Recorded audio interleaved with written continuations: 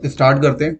AWS lecture number 66 और topic है हमारा ENI।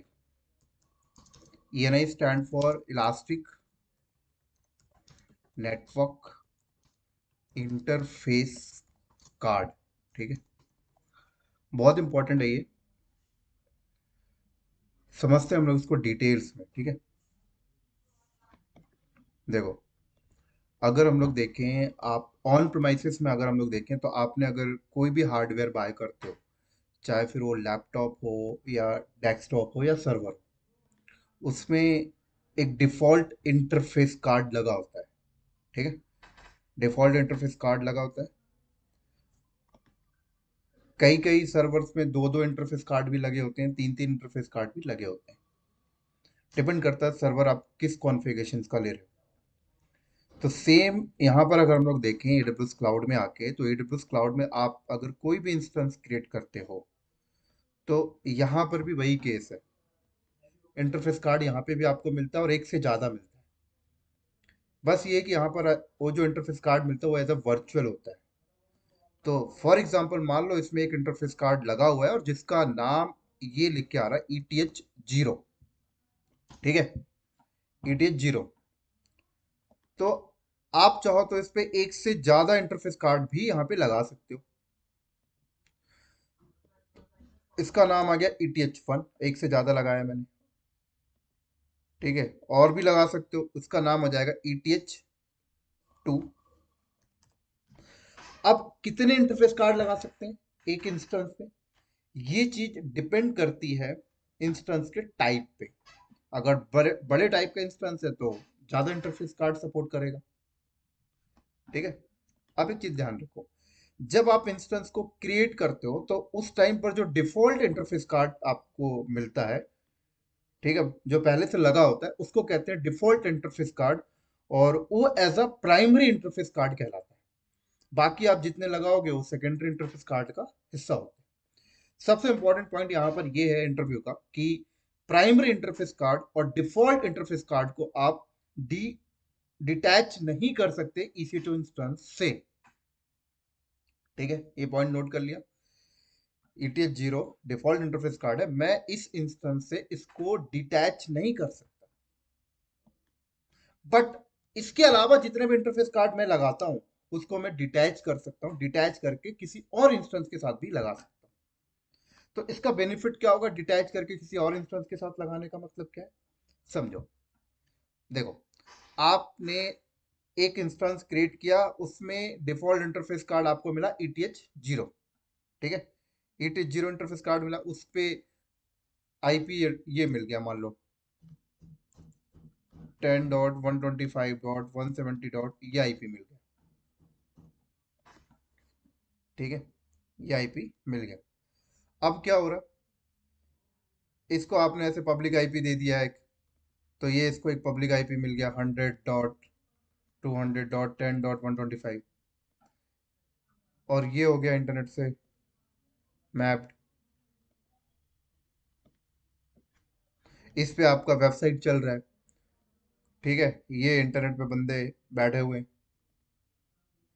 अभी आपकी वेबसाइट तक आना चाहते हैं तो ये लोग हिट मारते हैं किसको, इसको। ये ट्रांसलेट करता है यहाँ, इधर फॉरवर्ड कर देता है और यहाँ से एक्सेस करके लेके चले जाता है। ठीक है, कल को मान लो ये इंस्टेंस पे कोई प्रॉब्लम आ गई और ये इंस्टेंस आप डिलीट करते हो या करप्ट हो गया, तो इसका सोल्यूशन क्या है, ठीक है भाई हम दूसरा इंस्टेंस बना लेंगे। लेकिन जब दूसरा इंस्टेंस बनाओगे तो दूसरे इंस्टेंस के साथ जो इंटरफेस कार्ड होगा वो दूसरा होगा। वो दूसरे होने का मतलब क्या होता है कि कई बार ऐसा होता है कि जैसे हर एक इंटरफेस कार्ड का एक मैक एड्रेस होता है जो यूनिक होता है। कई बार ऐसा होता है कि कोई एप्लीकेशन इसके अंदर जो चल रही है उसको हमने उसके मैक एड्रेस से बाइंड कर दिया है। ठीक है, मैक एड्रेस से बाइंड कर दिया। अब ये इंस्टेंस करप्ट हो गया तो हम चाह के भी वो मैक एड्रेस नहीं ला सकते क्योंकि इंटरफेस भी चला जाएगा ETH 0, और ये IP भी चली गई।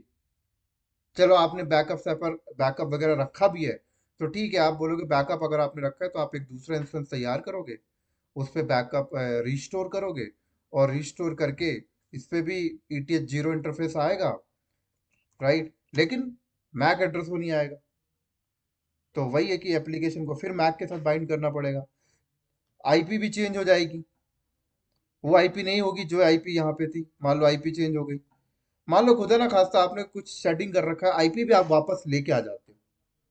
मान लो अगर आप आईपी भी वापस वही लेके आ जाते हो, ठीक है,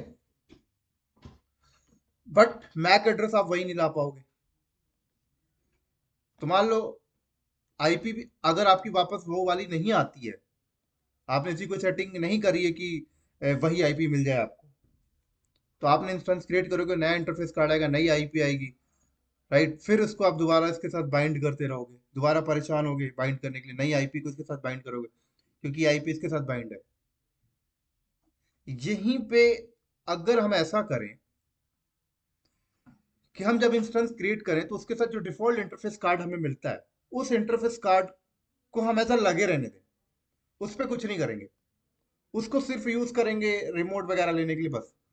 हम जब अपनी अपनी एप्लीकेशन कॉन्फ़िगर करने इसके अंदर जा रहे हैं तो हमने क्या किया, एडिशनल इंटरफेस कार्ड क्रिएट किया जिसका नाम है ETH0। हमने उस पे उसकी प्राइवेट आईपी दी 10.125.170.170 ये आईपी हमने दी, इसका भी मैक एड्रेस आया। फिर इसके अंदर जो एप्लीकेशन कॉन्फ़िगर करेंगे उस एप्लीकेशन को इस मैक के साथ बाइंड करेंगे, ठीक है। बाइंड करने के बाद यहां पर हम अपनी और पब्लिक आईपी ले लेंगे एक,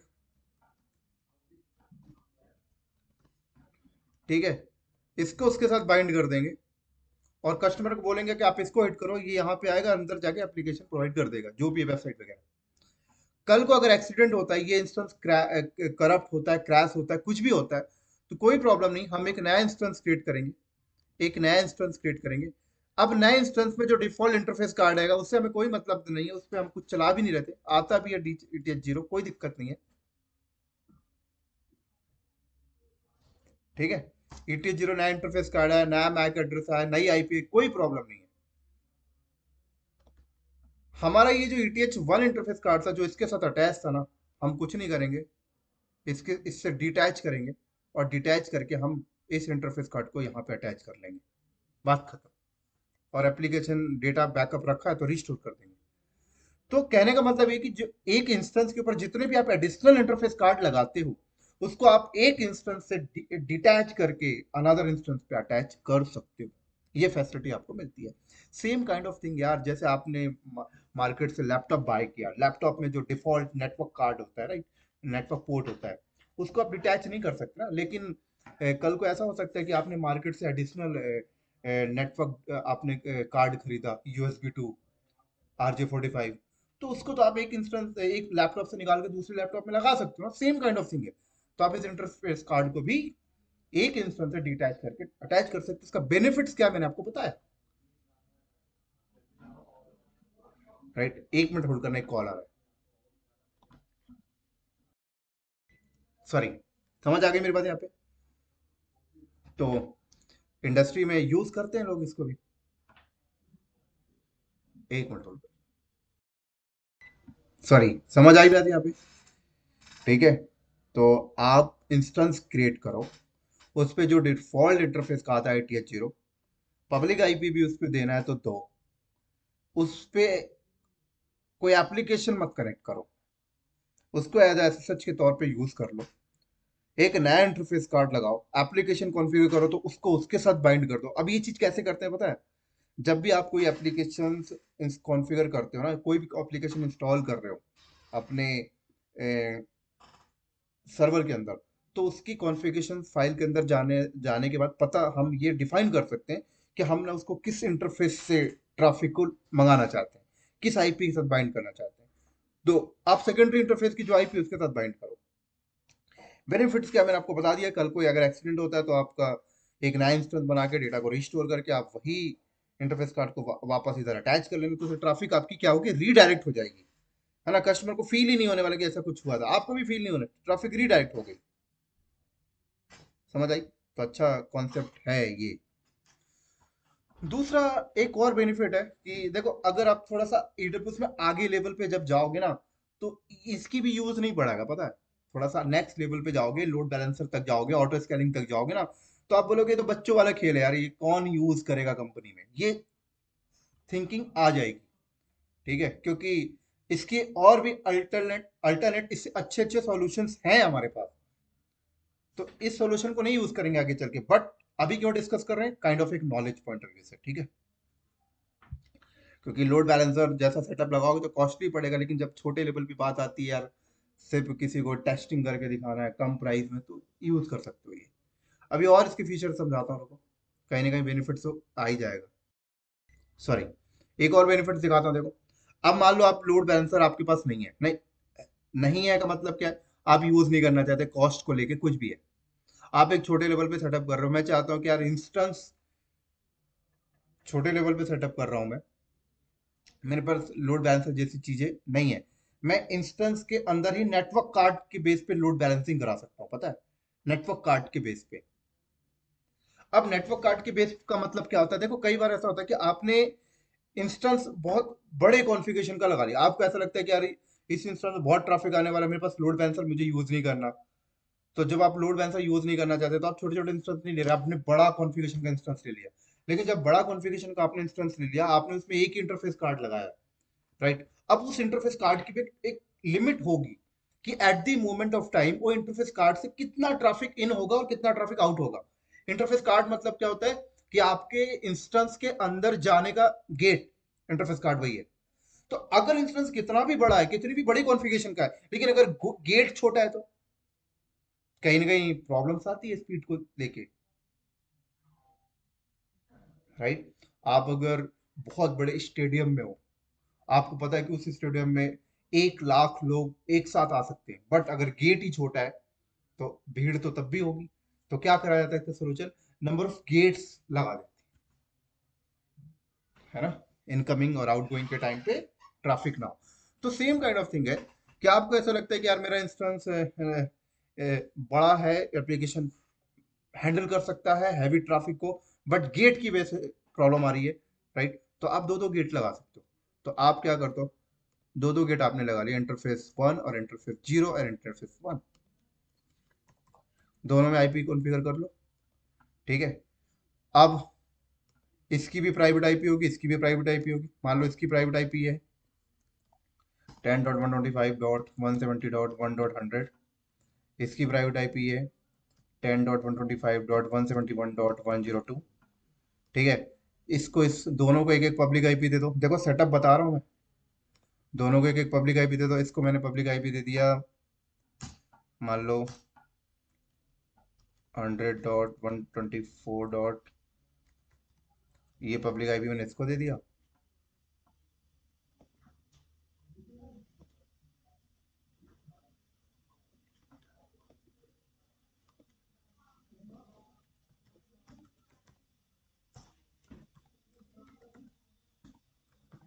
ठीक है, उसके बाद मैं अपने डीएनएस पे गया,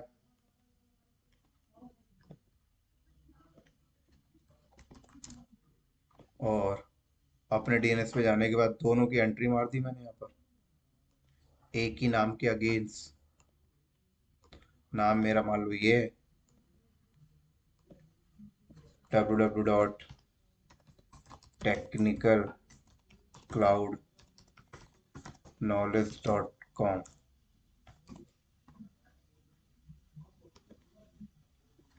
ठीक है, ये कर दी मैंने, और मैंने डीएनएस में सेटिंग कर दी कि अगर इस नाम को दो लोग हिट मारते हैं तो एक लोग की ट्रैफिक इसको भेज देना, एक लोग की ट्रैफिक इसको भेज देना।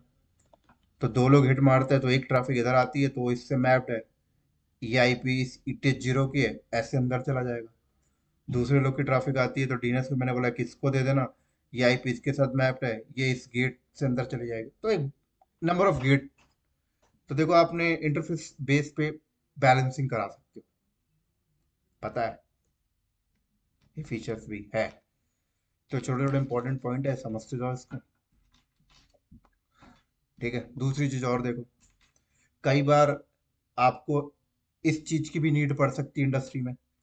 ठीक है, देखो प्रोडक्शन लेवल पे तो नहीं जाओगे ये सब चीजों को लेके, जो प्रोडक्शन में तो जाओ, कोई कंपनी नहीं जाएगी, ये सब बच्चे लेवल की चीज है ये।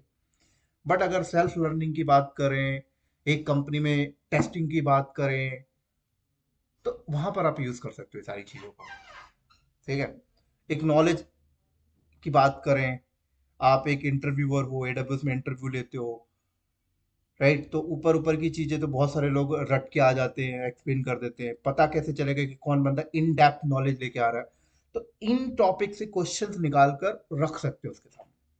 तो अगर आप बंदा रियली बंदे को नॉलेज है तो फिर इन टॉपिक को भी बंदे ने छोड़ा नहीं होगा, क्योंकि आप अगर टॉप लेवल पे जा रहे हो तो आप बेसिक चीजों को कवर करके ही जाओगे। ठीक है, तो ही आप एक आर्किटेक्चर बनोगे। कई बार लोग क्या करते हैं, बेसिक चीजों को स्किप कर देते हैं, सिर्फ टॉप टॉप लेवल की चीजों को सीख लेते हैं।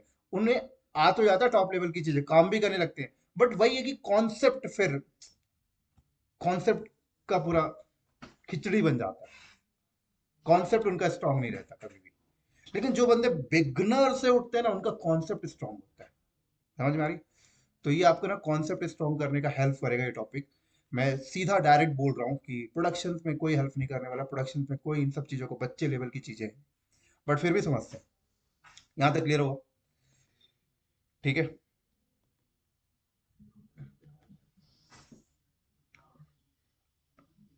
अब एक चीज यहाँ पे इंपॉर्टेंट है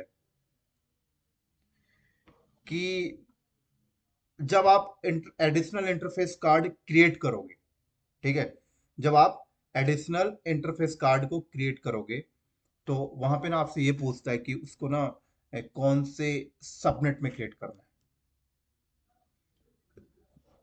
ठीक है। तो जिस भी सबनेट में आप एडिशनल इंटरफेस कार्ड को क्रिएट करते हो, जब वो एडिशनल इंटरफेस कार्ड आप इंस्टेंस पे अटैच करोगे, तो उसका सबनेट भी मैच होना चाहिए। Subnet means zone. Subnet means zone, है राइट। एक सबनेट है, वो किसी जोन के अंदर। तो मान लो आपने ये ईटीएच जीरो क्रिएट किया, क्रिएट करते टाइम आपने इसको जोन ए के अंदर क्रिएट कर दिया। अब आप जब इसको अटैच करने जाते हो इंस्टेंस में, तो पता लगता है वो इंस्टेंस जोन बी के अंदर है, अटैच नहीं होगा, जोन सेम होना चाहिए। तो कई बार यहाँ पर आपको नॉलेज यहाँ पर ये होनी चाहिए कि मान लो आपका ये इंस्टेंस जोन ए के अंदर है, इसके अंदर ईटीएच वन इंटरफेस कार्ड है, ठीक है, ये भी डेफिनेटली जोन ए के अंदर होगा।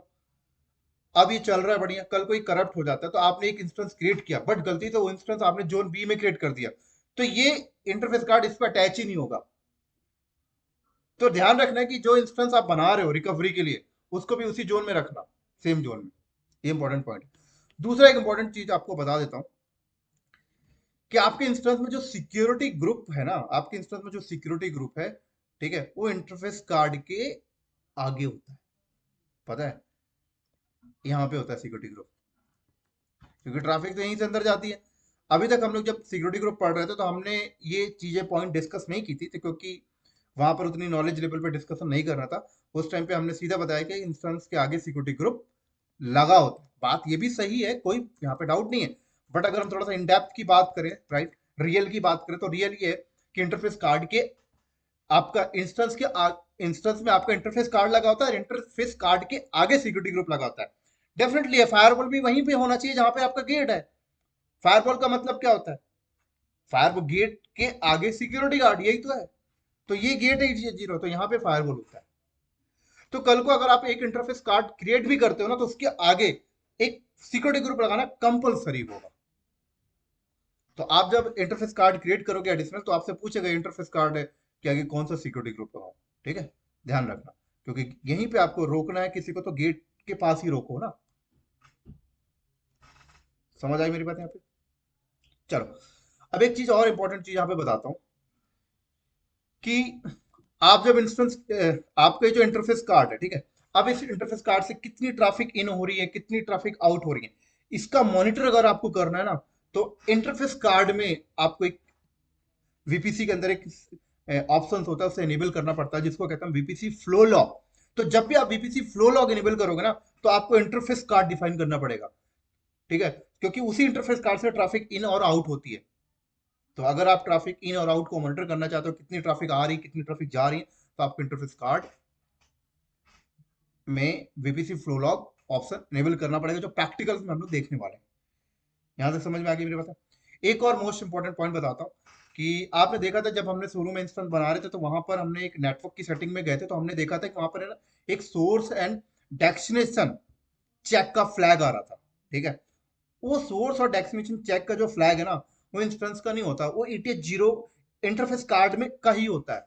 इंटरफेस कार्ड में ही आपको सोर्स और डेस्टिनेशन फ्लैग इनेबल रखना है या डिसेबल रखना है, डिफाइन करना होता है। वैसे तो बाय डिफॉल्ट इंटरफेस कार्ड में सोर्स और डेस्टिनेशन चेक फ्लैग इनेबल होता है, बट आपको फ्यूचर में कभी डिसेबल भी करना पड़ेगा। तो कब इनेबल करना पड़ता है, क्यों इनेबल होता है, और कब डिसेबल करना पड़ेगा, ये चीज हम लोग समझते हैं, थोड़ा सा इंपॉर्टेंट, ठीक है। बहुत इंपॉर्टेंट इंटरव्यू का क्वेश्चन है। देखो, ETH 0 इंटरफेस कार्ड में सोर्स और destination flag check flag enable है। इसका मतलब है कि कोई भी ट्रैफिक यहाँ पे आ सकती है और यहाँ से कोई भी ट्रैफिक बाहर निकल सकती है, ये मतलब है। मान लो ये इंटरफेस कार्ड की पब्लिक आईपी है, तो कोई भी बंदा इस पब्लिक आईपी को हिट करता है तो यहाँ तक आ सकता है, और यहाँ से कोई भी जाएगा तो ऐसे वापस निकल सकता है। लेकिन कल को अगर मैं मान लो इस इंस्टेंस को ऐसा नेट इंस्टेंस बना रहा हूँ, नेट जैसे नेट गेटवे था ना, आपने देखा था बीपीसी में हमने, नेट गेटवे था। नेट गेटवे में क्या होता था कि कोई भी रिक्वेस्ट अपना लेके आता था नेट गेटवे के पास, नेट गेटवे उसकी आईपी को हाइड करता था और ट्रांसलेट करके बाहर निकलता था, ठीक है। तो कंपनी के अंदर ना कई बार नेट गेटवे ना यूज करके ना नेट इंस्टेंस यूज करते हैं, लाइक प्रॉक्सी। तो नेट इंस्टेंस में क्या होता है कि ये नेट इंस्टेंस हमने मान लो इसको नेट इंस्टेंस बनाया, तो ETH 0 इंटरफेस है, इसकी ये प्राइवेट आईपी है, ये इसकी प्राइवेट आईपी मान लो, ये प्राइवेट आईपी है, ठीक है। तो ये प्राइवेट आईपी है और ये इसकी पब्लिक आईपी है, ये इसकी पब्लिक आईपी हमने से मैप किया, ठीक है।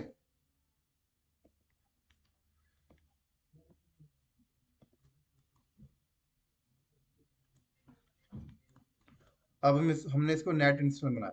अब ये एक हमारी मशीन है, ठीक है। अब इस मशीन को इंटरनेट पे जाना है, ये ETH 0 आईपी है, तो ये इस नेट इंस्टेंस के पास आएगा, नेट इंस्टेंस के इस प्राइवेट आईपी के पास आएगा, ठीक है। तो ये क्या करेगा, ये ट्रांसलेट करके इसको दे देगा। जब ट्रांसलेट इसको करके देगा तो ये बाहर जाएगा, जो भी रिक्वेस्ट लेने हैं, रिक्वेस्ट जो जिस चीज के लिए जा रहा है बाहर, वापस लेके आएगा और फिर ट्रांसलेट करके इसको दे देगा, यहाँ तक आएगा। कहने का मतलब है कि ये अगर इंटरनेट पे जाना चाहता तो ये इसके पास आएगा, ये नेट इंस्टेंस क्या करेगा, इसकी आईपी को हाइड कर देगा, ये भी आईपी हाइड कर देगा, ये अपनी पब्लिक आईपी लेके बाहर जाता है। तो ट्रांसलेट कर रहा है, ये क्या कर रहा है, ट्रांसलेट, नेटवर्क एड्रेस ट्रांसलेशन कर रहा है, आपके एड्रेस को हाइड कर रहा है, ट्रांसलेट कर देता है,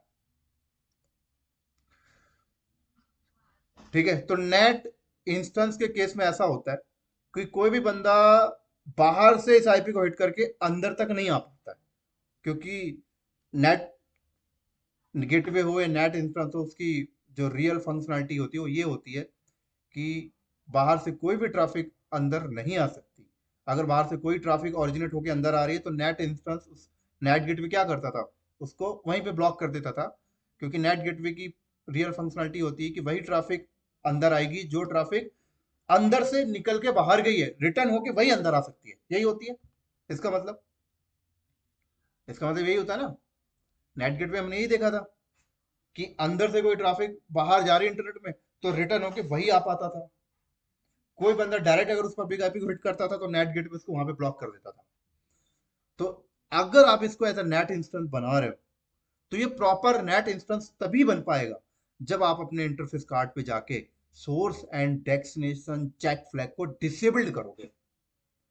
तो AWS वाले बाय डिफॉल्ट हर इंस्टेंस के में जो नेट इंटरफेस कार्ड होता है या फिर जो भी आप इंटरफेस कार्ड क्रिएट करते हो, तो हर इंटरफेस कार्ड में ये जो सोर्स और डेस्टिनेशन चेक फ्लैग है, इसको ये लोग इनेबल करके रखते हैं, क्योंकि इनको पता है बंदा नॉर्मल यूज केस पे के लिए क्रिएट कर रहा है। अगर आप उसको एज अ नेट इंस्टेंस बनाना चाहते हो तो फिर आपको ना ये पॉइंट जरूर है कि सोर्स और डेस्टिनेशन चेक फ्लैग को डिसेबल करना पड़ेगा। ये बहुत इंपॉर्टेंट क्वेश्चन है इंटरव्यू का। कई बार हम लोग इंडस्ट्री में नेट इंस्टेंस क्रिएट करते हैं, प्रॉपर कॉन्फ़िगर हम लोग सब कुछ कर देते हैं, बट पता लगता है कि वो नेट इंस्टेंस की तरह काम ही नहीं कर रहा, नेट की तरह काम ही नहीं कर रहा, नेट गेटवे की तरह काम ही नहीं कर रहा। फिर जाके पता लगता है कि अच्छा, इसका जो इंटरफेस कार्ड है उसमें सोर्स और डेस्टिनेशन चेक फ्लैग को आपने डिसेबल ही नहीं किया। समझ आई मेरी बात यहाँ पे? प्रैक्टिकल करेंगे तो समझेंगे इसको। कितना मिनट इसका डिस्कशन हो गया? 24, सिर्फ थ्योरी। तो काफी इंपॉर्टेंट पॉइंट है, इसको यहीं पे स्टॉप करते हैं और इसका प्रैक्टिकल देखेंगे अगले वीडियो में, ठीक है। मिलते हैं बहुत जल्द।